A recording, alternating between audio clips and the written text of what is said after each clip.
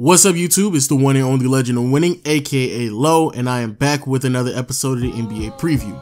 Now for those who missed the last episode, as always, I'll put an annotation in the top right hand corner, link in the description, and if you watch the video in its entirety, there will not only be a link to the last video, but also a link to the playlist as well for the NBA Preview, so you can binge watch all the episodes that you may have missed. But in today's video, we are finally in the top 20, and we are talking about the Utah Jazz. This organization has had an abundance of talent over the last several seasons, however, never really had a star athlete until last year when Gordon Hayward finally made his first All-Star selection, and many people would even argue that he was playing at an All-NBA level. But unfortunately for the organization, just as soon as Gordon Hayward was able to reach his peak potential, it was all taken away from the Utah Jazz as Gordon Hayward exercised his rights and decided to go to the Boston Celtics.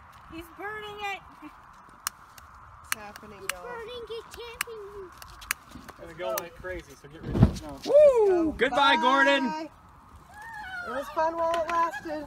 Thanks for betraying us. Have fun being LeBron's little B word, little B word, little B word, little B word. I love how he like sets his lines of morality. Like, I'm gonna burn this jersey, but I'm not gonna say the B word. No. Not gonna set the B word. But I'm going to set fire to a jersey of a man that I've never met in my life before. I've just sat on my couch and watched him play for like 30 minutes a game. I'll do that, but I'm not. You'll never catch me say the B word. Idiot, Jesus. But even with the loss of Gordon Hayward, the Utah Jazz are still in a very peculiar situation. Many people would argue that the Utah Jazz are good enough not to be a bottom 10 team in the NBA, while still not being able to crack that threshold of being a playoff team in the Western Conference. So being stuck in the middle, especially for a team that just lost their star athlete, is nothing to look forward to. Even though, yes, it's still going to be commendable to see some of these players go out there and compete on a night-to-night basis, it's not going to really lead into much of anything. So the big question when it comes to this organization moving forward is, what's the next step? And with that being said, I think you'll be better off answering that question if we take the time out to look at the contracts and the depth chart. So let's go ahead and move in that direction. Now, when it comes to the new signings, nothing really major. Edu, Jerebko, and Cephalosha, quality role players coming off the bench for really any team in the NBA. So that's great as well. But the biggest addition to this team was through trade, which is Ricky Rubio now on the roster, but we'll talk about that later on. But then when it comes to expiring contracts, and this is where things are extremely interesting because there's a lot of players on this team that may be up for grabs in this next upcoming offseason.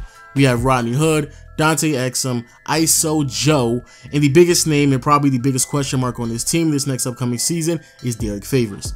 Now, moving on from the contract to the depth chart itself, this is probably the biggest reason why this is going to be the most interesting team in the NBA to all my NBA nerds out there. Because again, this team is still pretty good on paper. When it comes to the backcourt, we have Rodney Hood and Ricky Rubio, Joe Ingles at the 3, Derrick Favors at the 4, and then Rudy Gobert rounding up the 5, the Stifle Tower. Then coming off the bench, shout out to my man ISO Joe, killing it in the playoffs. My goodness, you look like a savage out there. Man looked like he was 27 in his prime working the Clippers last year. Also, we have Dante Exum. Hopefully we can see a sighting from him this next upcoming season. Burks, Jerebko, Edu, Cephalosha, and Donovan Mitchell. Now, like I said before, when you take the time out and look at this roster, it's pretty impressive, especially because the amount of talent on this team is pretty deep, especially from a roster that doesn't have an all-star on their team, which is why this is extremely interesting. A lot of people are concerned about what exactly they're going to do after losing Gordon Hayward, but many people would say they should do just fine. Last year, even though, yes, Gordon Hayward is now off the team, you had other players such as Burks, Rodney Hood, and Derrick Favors who were suffering from injuries and sidelined for majority of the season. Hopefully the offensive productivity should be replaced with some of these players, and that's something we should be looking forward to this next upcoming season. And speaking of Derrick Favors and his injuries and hopefully him being able to bounce back, he is the perfect candidate for our Spotlight Player of the Day. Derrick Favors is a 6'10" power forward hailing out of Atlanta, Georgia. Shout out to you, my man. And for the most part, he has spent his entire career playing for the Utah Jazz outside of 50-some games with the New Jersey Nets early on in his career. With his first couple of years in Utah, there was a lot of concerns about his playing time, especially because the Utah Jazz had other big men such as Al Jefferson and Paul Millsap, who was starting in those positions, and the organization decided to go in a new direction, traded those pieces away, brought in Enes Kanter and Derrick Favors in a starting role, and ever since then, Derrick Favors not only has impressed, but he's consistently improved within his time being a starter.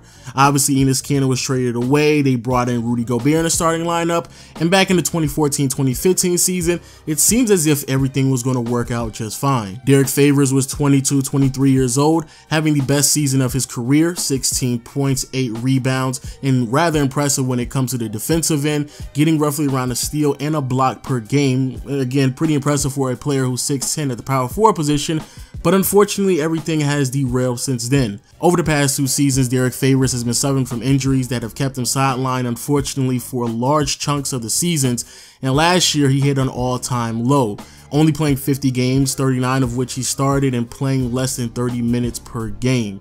His points went down pretty drastically, his rebounds went down as well, and to make matters worse and why this is going to be extremely interesting for Derrick Favors is that this next upcoming season, he's on an expiring contract. So if you are the Utah Jazz, what exactly do you do? And from my perspective, the reason why this is so interesting is because after losing Gordon Hayward, obviously Derrick Favors, a player who is on pace to be a 20-point scorer, definitely is going to be needed this next upcoming season to provide some offense for this team. The problem with this though is over the last 3 to 4 years, the NBA has drastically changed. 6'10 power forwards such as Derrick Favors, their value has slowly diminished, especially if they're unable to space the floor. And playing beside a player such as Rudy Gobert, a player who does not space the floor, however he is very impactful on the offensive end, especially off of pick and rolls. If Derrick Favors is going to be a traditional big man, which is low post action, maybe a little face-up game, I don't necessarily know if that's going to work in today's NBA. And again, what makes things even worse, it's not like Derrick Favors has been adding to his game. He's just been trying to stay on the floor over the past 2 years. So I don't necessarily know where he's at in his progression just as an individual player, let alone a power forward in an era that really just doesn't utilize you correctly anymore. Now, me personally, I think it would have been great to have Derrick Favors last year, and I think a lot of people failed to realize that last season they still won 51 games, this Utah Jazz team, and Derrick Favors wasn't healthy, Alec Burks wasn't healthy.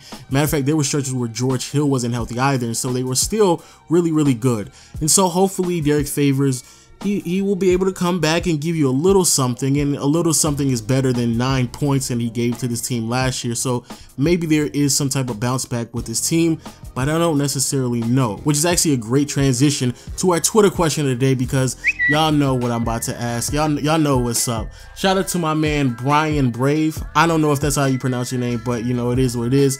He asked, how does the Utah Jazz replace Hayward scoring on the wing, and could a team with a top 3 defense and a bottom 3 offense make the playoffs in the West?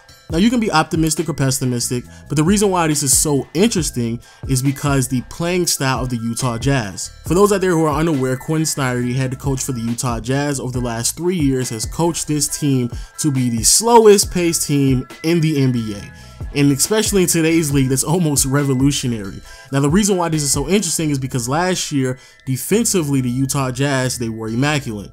They were a top 3 team defensively last season, and they were able to hold their opponent to under 97 points per game. Pretty impressive. But keep in mind, because they're running at the slowest pace in the NBA, there's some negatives that come with that, and that is the inability to have enough possessions to normally keep up with some of the elite teams. So yes, the Utah Jazz have been able to keep their opponents under 97 points per game, but the Utah Jazz barely score 100 points per game themselves last season, even with them having an above average offensive rating, which is really scary. Because if you look at what they did last year, even with Gordon Hayward, if they were not able to reach that 100-point clip, it was almost impossible for them to win. And so again, you can be optimistic about this or pessimistic about this. I'm a hater, so I'm gonna be a little bit negative because I think that's more so in the realm of reality. When it comes to the first question about Gordon Hayward's scoring productivity, what people need to realize is not only is Gordon Hayward gone, but also George Hill as well. And George Hill was able to produce roughly around 17 points per game. So when you add into the 17 points along with the 22 points that Gordon Hayward was able to provide, we're talking about nearly 40% of the scoring output coming from 2 players, almost 40 points. Now, with that being said, people still may be a little bit more optimistic and say, well, they still should be able to find another 17 points somewhere, which possibly could happen, but also you have to remember that they were extremely efficient last year as well. Both Gordon Hayward and George Hill shot over 47% from the field and roughly 40% from behind the arc as well. And the reason why efficiency is so important is because this is a slow-paced team, which means that there are limited possessions that they have, and so they have to make the most out of every possession. So yes, Gordon Hayward's scoring productivity may be duplicated out of Derrick Favors, but if Derrick Favors isn't able to convert on roughly 50 to 52% of his shots this next upcoming season, because he has to make up for not only the efficiency from the field, but also the efficiency from behind the arc as well, I don't necessarily know if his efficiency is going to be able to match Gordon Hayward. Now, that's me being pessimistic. If I want to be optimistic and be a little bit more positive, I can point out the fact that Rudy Gobert should have a better season this next upcoming year offensively. Derrick Favors is going to bounce back. He's on an expiring contract and he should be able to have a good season. Same thing can be said about Alec Burks. Rodney Hood also was dealing with injuries as well, which is something I think a lot of people tend to forget. There was so many injuries dealing with this team. Ricky Rubio, he's not that efficient, especially when it comes to scoring, but he should be able to find some players open and still give them good looks. And quite honestly, I feel as if 100 points shouldn't be that hard to reach in the NBA. Now, with all that being said, and before I wrap up this video, I do want to say this real quick. As a fan of basketball, I don't understand why teams like the Utah Jazz exist. Not to be negative, actually be really positive. I look at this Utah Jazz team, I look at the roster, look at the talent, look at the potential, and I don't understand why no one wants to join this team. I look at teams like Utah, like Memphis. Memphis has two players that could potentially be all-stars if they played in the Eastern Conference, and Mike Conley and Marc Gasol. And so, if you're telling me if you are a Paul George, why would you not just join Memphis? I feel like if you join Memphis, you would be a great fit, a great transition. They would easily feed Paul George the ball all the time, and you have defensive-minded players. Same thing can be said about this Utah team. If you stick any all-star talent, all-NBA talent on this roster, it would make them significantly better. But unfortunately, and we all know the reality, I'm not going to sugarcoat it. I mean, a small market team or a team that's not, you know, attracted to some free agents, and I just don't understand it. And because of this, the reality is, regardless of how good they may be this next upcoming season, because there is no big time free agents that will be willing to join this roster, regardless of how good they are, more than likely sooner than later, this is going to be a team that's going to have to rebuild, and it's unfortunate. But with that being said, people, please let me know what you think about the Utah Jazz in the comment section below. Also, let me know what you think about Derrick Favors and what the next move should be for him. And as always, make sure you guess the next team. And with that being said, I will see you all later. Peace.